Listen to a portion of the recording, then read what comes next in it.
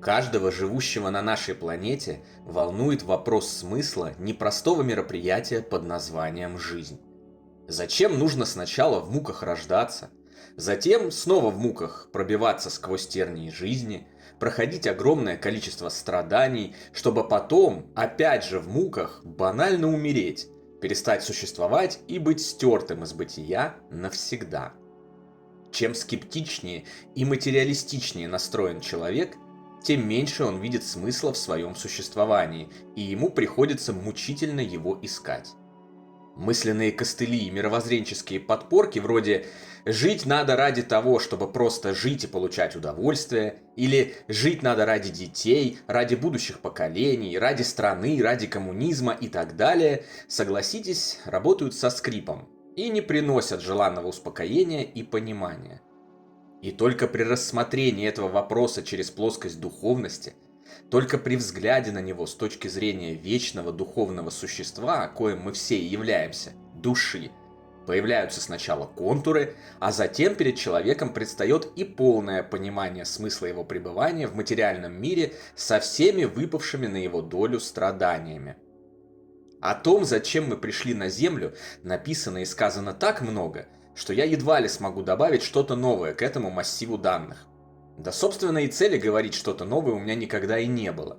Я обобщаю уже накопленные человечеством знания, расставляю их по полочкам и представляю в удобной и понятной форме так, чтобы было доступно каждому, кто уже готов к открытию этих знаний. Действуя моим любимым способом познания, суммируя информацию из этого массива, обнаруживая совпадения и закономерности и на их основе делая выводы, можно с уверенностью сказать, что смысл прихода бессмертной души в материальный мир в физическом теле действительно есть. И с одной стороны он бесконечно важен, с другой предельно прост и понятен. Определенно мы пришли сюда не просто так, а с задачами развития своей духовной природы, чтобы на практическом опыте закрыть те или иные задачи, усилить слабые места нашей личности, чтобы перейти с одного уровня развития на следующий, более высокий, чтобы научиться любить, прощать и творить добро, чтобы обрести способность объединяться с другими, несмотря на любые различия, поняв, что на самом деле мы все братья и сестры, и делить нам нечего. Какова же финальная цель этого предприятия? Об этом чуть позже. А сейчас вот о чем. Из определения смысла вытекает следующий вопрос. Зачем приходить в этот плотный, суровый и тяжелый мир с его физическими законами и ограничениями, если всему можно научиться в райских условиях потустороннего мира? Благо мы уже узнали, насколько он великолепен и прекрасен, сколько там возможностей для развития и личностного роста. Сиди себе в раю в виде бесплотного духа, да учись. Зачем это ужасное рождение, куча житейских сложностей и неприятное пребывание в вечно болеющем и в конце концов умирающем теле? Для того, чтобы наглядно ответить на этот вопрос, я приведу вам в пример уже рассказанную ранее историю моих ошибок в трагической ситуации одного из самых родных и близких мне людей – моей мамы. Если вы с ней еще не знакомы, посмотрите видео на нашем канале, которое называется «Прощение с того света», или прочитайте нашу книгу «Жизнь после жизни есть, я знаю. Путешествие скептиков в потусторонний мир». Это важно, потому что, как я недавно выяснил, история моей мамы еще не закончена. Мы еще обязательно вернемся к ней и почерпнем из нее важные знания и их подтверждения. Так вот, на протяжении всей жизни самыми страшными для меня представлялись не мои собственные страдания, и даже не моя собственная смерть, а страдания моих родных и близких. Поэтому, не желая испытывать боль, я устранялся от них. Предпочитал отдаляться, когда ситуация становилась невыносимой. Формально я выполнял какие-то действия помощи, но предпочитал слишком сильно не погружаться, держаться подальше, чтобы не травмировать свою психику. Когда моя мама оказалась в беде и встала на путь самоуничтожения, по мере возможности я ей как-то помогал, но делал это в недостаточном объеме. Я убедил себя в том, что она сама виновата в том, что происходит, и только она сама может себя спасти. Конечно же, это было не так. Я просто успокаивал таким образом свою совесть и продолжал отстраняться от страдающих близких.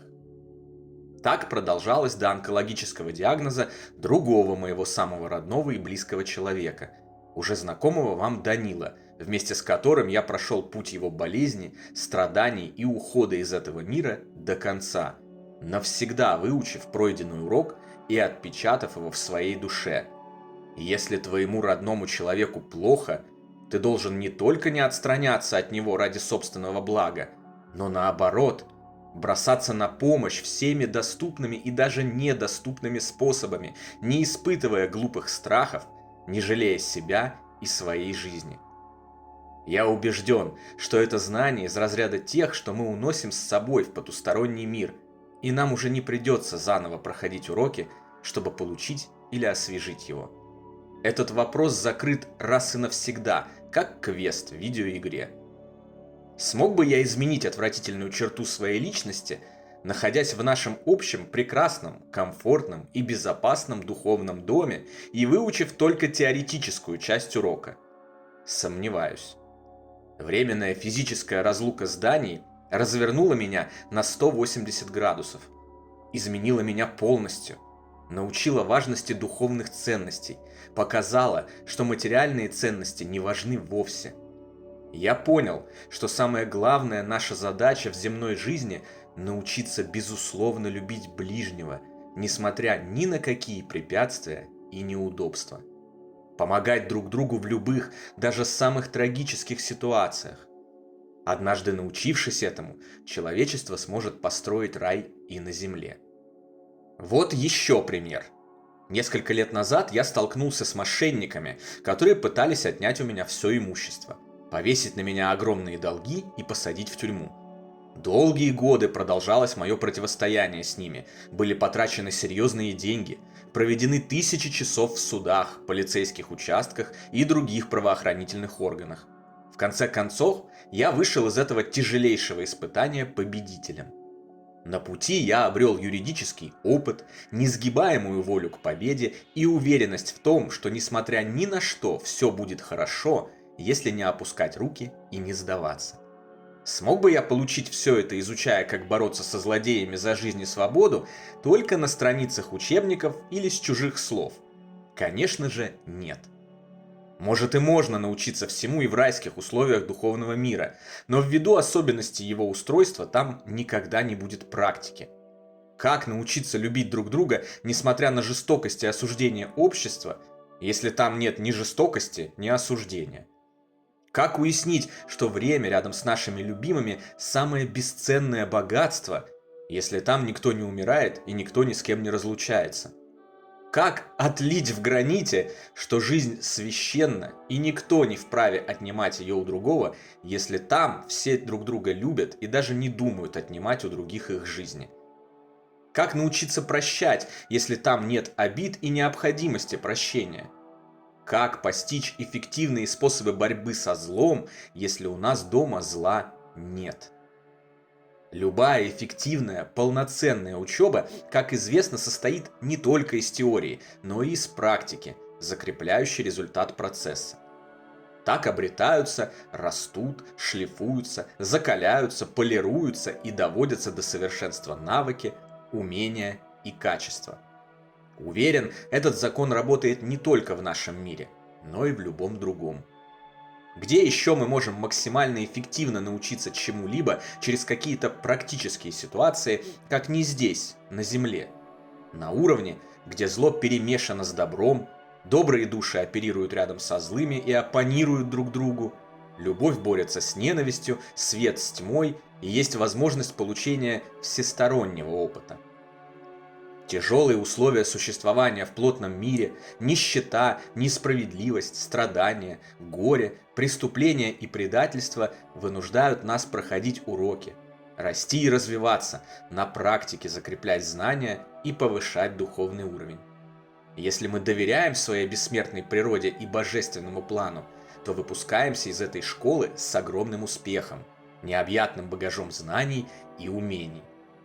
Если же мы проявляем слабость и малодушие, недоверие к духовному миру и нашим друзьям, осуществляющим поддержку с той стороны, мы рискуем спустить свою жизнь в канализацию.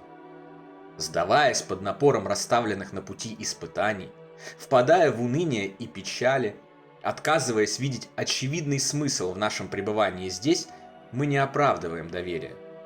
Нет, доверие не Бога, не архангела Гавриила, стоящего на страже Божественного престола, и вообще не кого-то другого. Мы не оправдываем доверие, которое возложили сами же на себя, когда приняли решение отправиться из духовного мира на землю и на практике получить необходимые нам знания и опыт. За что Бог нас наказывает? Часто слышу я от людей, потерявших своих родных, любимых и друзей. Вопрос некорректен сам по себе. Никто никого не наказывает. И тем более не может нас наказывать наш бесконечно любящий родитель.